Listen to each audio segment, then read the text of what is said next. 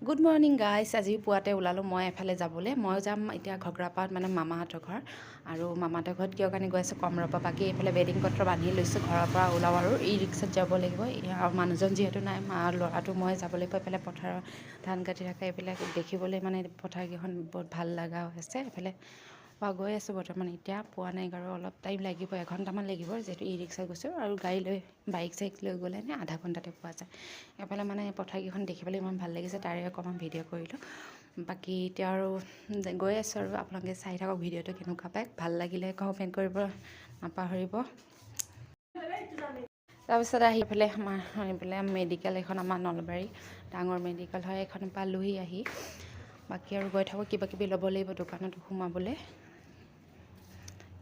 এফালে ঘগ্ৰাপাৰ মেইন মানে চকটো পাইছোঁ, তাতে এইবিলাক বস্তু চিংৰা টিংৰা বনায়। কিন্তু আজি চিংৰাটো হোৱা নাছিলে কাৰণে বাকী বিস্কুট আৰু ভুজিয়া এনেকৈ কৰি ল'লোঁ, বুন্দিয়া ভুজিয়া বিস্কুট।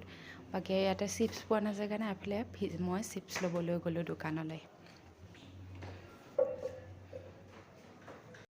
এফালে চিপছ লোৱা হ'লে বাৰু ইয়াতে লৈ গৈ পেলাই ধুনীয়াকৈ এতিয়া ওলালোঁ আৰু বেছি টাইম নাই, পামগৈ আৰু। এফালে পালোঁহি মামাহঁতৰ ঘৰ, বস্তুখিনি নমাই এফালে মামীহঁতৰ মানে মাজু মামীহঁতৰ পূজা, এফালে সৰু মামীহঁতৰ ঘৰতে আমি এতিয়া নামিলোঁ ধুনীয়াকৈ।